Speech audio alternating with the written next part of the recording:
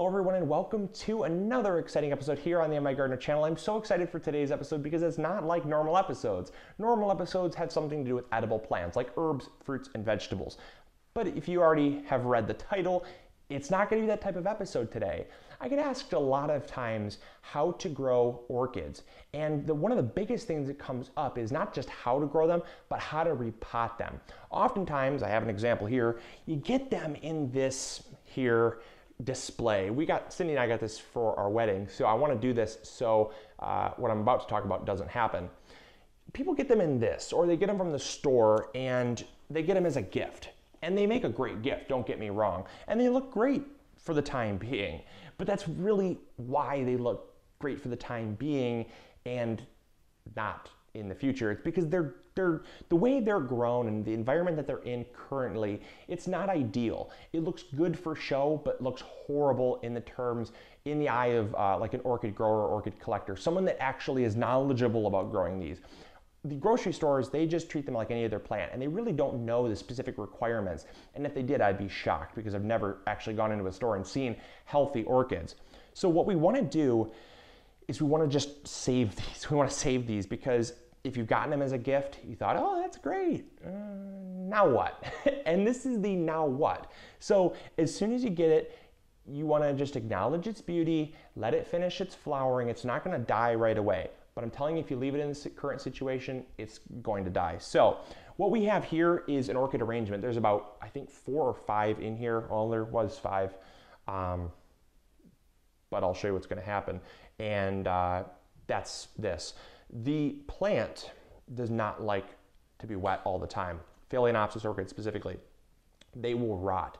The roots will rot. The stems will then rot, and then they just basically fall over at soil level. And that's a shame because they're beautiful plants.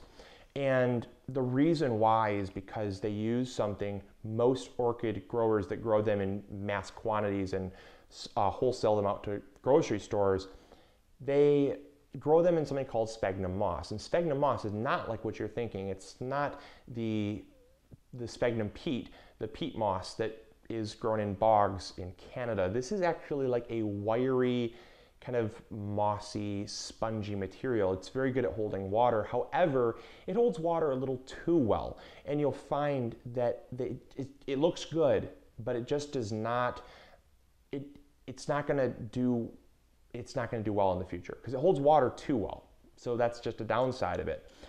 So what we wanna do in the first stage of getting these out of here is you want to get a bark mixture here. This is a medium chip, or otherwise known as a coarse chip bark mixture. It's for orchids specifically, so you can't just go to your local hardware store and buy a bag of cedar chips because it's not going to be the right thing. You want to get something that's orchid specific, so just invest in that. Then the next thing you want to do is get a pot that is like this, a clay pot. They also sell plastic clear pots. That's great because you can see the roots and the root development, but it's also going to look great in a pot like this. I just got them on sale. These were for $3, and since they're going in my windowsill, I want them to look nice, and sometimes a clear pot can look a little bit unsightly depending on who you are. I just wanted them to look really nice. And then the last thing you're going to want to do is just separate these out, and then we can go on with the next step. They're not typically planted all together. They're just in plastic cups, and I'll show you in a second how that typically looks if they're in a group like this. If you just get one plant, you can skip this step altogether. All right, so we've got our plant here, and what I wanted to show you was kind of this sphagnum moss issue. It's very wet, and it tends to just it tends to grow more moss, really is what it tends to do, and algae and stuff when it's in the sun, and it'll turn green. What you want to do is you want to pull these plants out here. See, these are actually in their separate containers, and a lot of people thought, oh, I didn't even know that. And yeah, you can take them out. See, here's what's going to happen. This plant right here, it's got this yellow leaf because it's actually rotting off at the stem. You'll notice that this is actually molding here, and you want to remove that. Just take it right off, and that would have fallen off in a day or two anyways. See these roots here? These roots are very unhealthy, and you can just pull them right off. It's really unfortunate. These are just too wet. It does have some good, healthy green roots. The roots are supposed to be green, by the way. Green is good because the roots will actually photosynthesize, and that helps them to actually create energy for the plant. So it's not a bad thing if your roots are green. Don't worry, green roots are good.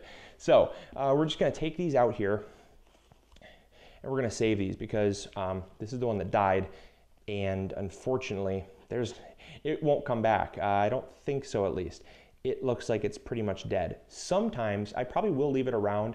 Sometimes they will push another little side shoot like this one is here. See how this one is producing a little side shoot right here?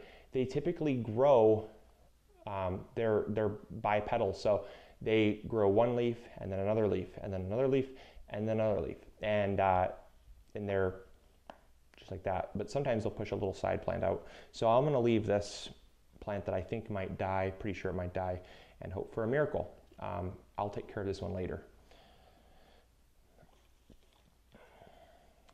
Okay, so we got our plants out here, and I'll deal with the rest later. But what I wanted to show you was how wet this soil is here, or how wet this growing medium is here, because it stores water down in the bottom and it just never drains. Way too wet, way too wet. So that's why these are rotting the way they are, because it's impossible to see how much water is down there. Because ideally with orchids, you want to water them, watch the water run out, and have something that has a hole in the bottom. Well, there's a sticker, but it has a hole in the bottom, and that way the water can flow out. So the first thing we're going to do is we're going to remove these plants from their pot here. And as you can see, way too wet. Just way too wet here. We're going to untangle the roots, and we're going to remove all of this sphagnum moss. Just take it away. It's not going to hurt the plant whatsoever. It actually will thank you for it. So we're going to take this out. Just unwind all this. If you see any brown roots, green is good, remember? So brown roots, they just need to be snipped off and removed because they're just going to continue to rot. They're not going to survive. Anything that's dry and brittle, take it away. It's going to benefit greatly from it.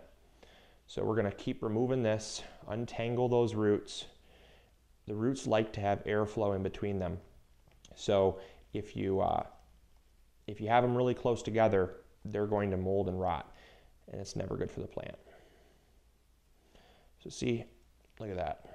All of that just was far too much because, again, sphagnum moss, no. It's a never use sphagnum moss for your plants, at least for the inner growing medium.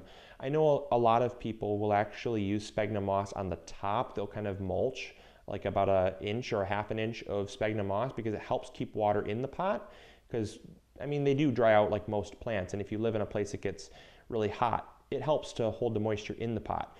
But to grow them in entirely sphagnum moss is a huge mistake. So there we go. We've pretty much gotten them all taken care of. I'm just going to remove these last little nasty roots. And there we go. So that is all taken care of. As you can see, no more sphagnum moss here. I'm glad. That's good. Now the next thing we're going to do is we're going to pot them up here. What you want to do is you want to make sure that your bark chip mulch is wet. I've taken just sink water is fine, or distilled water is even better, but I've just taken water from the sink and dampened it down, because that way the roots are going to accept it better, and when you fertilize in water, it's not just going to run right through the pot, it's actually going to absorb, because the bark will actually absorb better when it's damp, because there's a little bit of an oily coat from the resin on the bark chips. So all we're going to do is we're just going to load up a decent amount in here.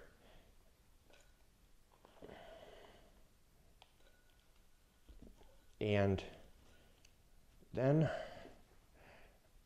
we're going to, take a little bit out there. We're just going to position the plant in the center and make sure the roots are kind of flared out a little bit. You don't want them to be all crunched up like we talked about. It's just not good for the plant. And you want to make sure though, you pack the bark mixture in, because the bark has a lot of surface area. And so you don't want to have a whole lot of open space either. There's two sides of the spectrum that are not good. Too much open space and not enough open space. So we're just going to keep packing this in here. And don't worry, the roots are resilient. You can pack it in and they're going to be just fine. And you don't want to go up too high though. Don't go up past the root line of the plant. See, here's the root line, and the root line is as far as you want to go with the bark chips here. And these plants are going to benefit so much from this. I can already see a huge difference in just the quality of the growing medium. And again, you just want to keep packing it in, because it's surprising how much these things hold here. And that seems like just about it. I don't want to put much more than that in, because then it can start to rot some of those upper leaves. You don't want to do that either. So sometimes it's better to underplant than overplant. Okay, cool. All right, there we go. We are all planted up. This is going to really benefit from this repotting here. I'm going to wash off the pot, give it another little watering, and it should be good to go. All right, there you go. Hopefully you all enjoyed. Hopefully this helped you out. Let me know in the comments box below if you want to see videos similar to this one. And that's all I got for you today. All right, remember to go big or go home. I'll talk to you all later. See ya. Bye.